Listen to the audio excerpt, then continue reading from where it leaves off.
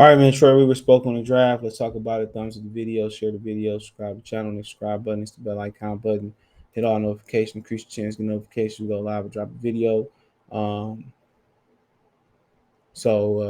yeah, he spoke out on it. Like I said before, still improving. I heard somebody on Twitter say he has a great track record for draft, and I said, bro, he's literally 2 for 4. That's the literal sense. He's literally 2 for 4. Stewart is not as good as people making him seem to be. There are several players ahead of him, but you know what? Killian, I mean, people still got hope nonetheless. Um, Troy Weaver shares his draft philosophy ahead of the big day. Weaver says he never saw this draft as one with a top 4. So, I mean, like I said before, it could be, lying, whatever, trying to be the smartest dude in the room that's consistently, got Detroit teams in trouble before. Like I said before, it's a simple play here. If the play, if it, changes, then then it's still pretty, simple. But he talking about looking at long term impact and all that stuff, and you just think about it, bro. You might not be around that long, So, I mean, it is what it is. So, if he looking at the short term, to me, it's just to the point where, I mean, the long term, it's to the point where they probably not feel like they might not. They probably gonna turn it around in free agency.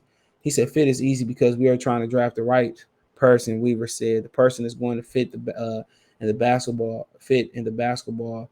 Coach Casey and his staff can figure it out. Like I said before, he said that with a lot of confidence. The way I read it. But the way I see it, bro, I don't think it's a lot of. He should have a lot of confidence in Dwayne Casey. He sucks, and everybody, people that didn't believe it when I said when he first got here, they should have went with Ime Udoka, but he sucks. Okay, he's not a good coach. His assistants is better than him, and the sooner the Pistons realize that, the faster. If Weaver continues to do, and he's done a solid job personnel wise, I would say, if he continues to do his job as with the person in the personnel department, they will take off. All right. He said fit, upside, the ability to contribute on day one. Weaver was asked about his approach on all those factors, and the message seemed to be it all matters. No one factor supersedes the other, and players you might presume is fit in one box actually belongs somewhere else. He said, quote, to me, upside is growth and mindset. I don't prescribe that a 23-year-old can't grow and doesn't have upside. There are guys who are 19 and limit themselves. It's a mental aspect, and I agree. I definitely agree with that. I think Brandon Roy was kind of older when he came to the league. And that used to be the norm. When you talking about Michael Jordan, Charles Barkley, Hakeem Olajuwon, Dej, Ralph Sampson, Jason Kidd, Grant Hill. A lot of them dudes used to spend Jamal Mashburn. They used to spend multiple years. Um, they used to spend multiple years um, in college. So yeah, and they still was able to get better. And that philosophy don't change. That philosophy does not change. So it's my opinion on it. But let's move on. He said Weaver also touched on Jeremy Grant's situation, knowing that he anticipates an influx of calls between now and draft. Quote, people are always calling for the best players. So yes, you anticipate that. His goal is to draft players who is the best long-term members of the Detroit Pistons in the draft. History shows that you can grab a player from 5 to 15 and not just in the top 4 of the draft. Quote, how does Giannis go 15? How does Kawhi go 15? Never prescribe to a big drop after the top few picks. Where we are picking at 5 in this draft, I don't see that. I don't see a top 4. I never saw that. That's why we do our work, and we'll come out with the best person and players for us. Now, if they did have a top 4, he could be singing. He could be singing the other praises. So yeah, I seen this as the top 4. So like I said, you take what he say for with a grain of salt, because he's not gonna be 100%.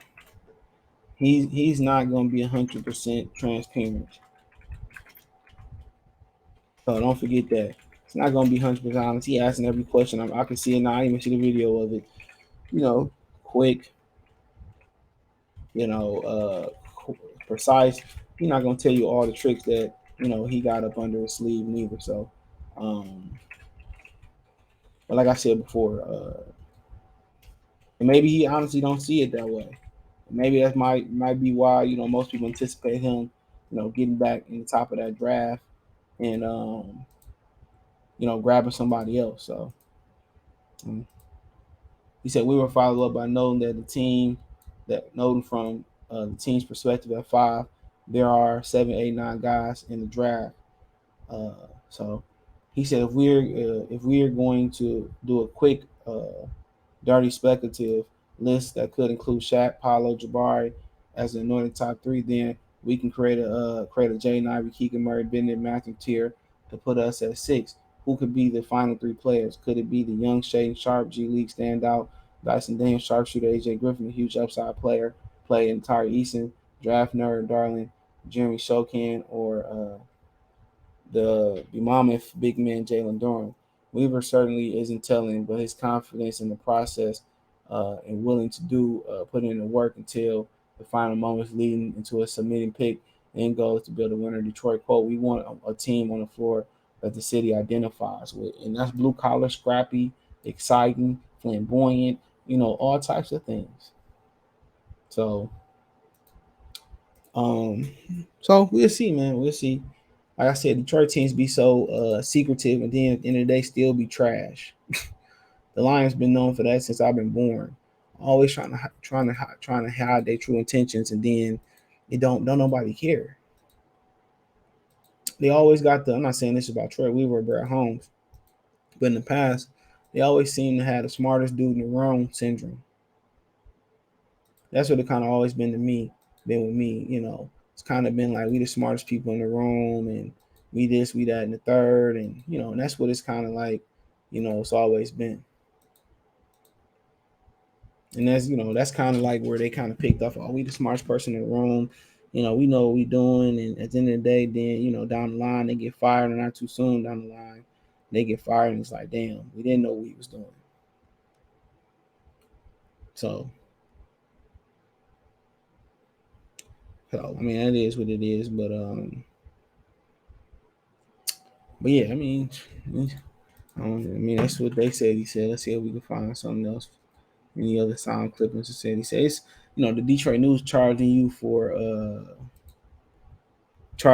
to read information, certain content. Like I just thought that idea was just dumb. Like, bro, I can just go to another publication and hear exactly what he said.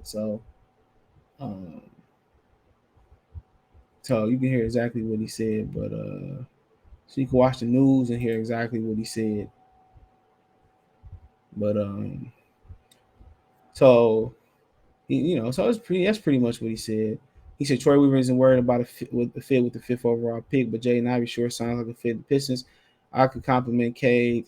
I could play off the ball. That's him talking. So it is what it is. That's what he said. Let me know what you girls guys think in the comment section. Thumbs up the video, share the video, subscribe to the channel. And subscribe button is the bell icon button. Hit all notifications. Increase your chance to get notifications. We go live and drop a video. Financially, you want to support the channel. Cash App, $ CJ Good 313. Venmo CJ Good 313. PayPal link in description.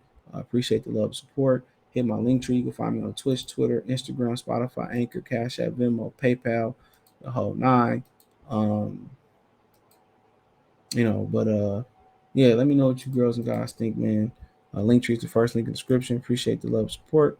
One time for one time. Peace. And don't forget to check my main channel out right on YouTube, Goodfella TV for more sports news and entertainment. It's Goodfella TV right here on YouTube for more sports news and entertainment. Peace.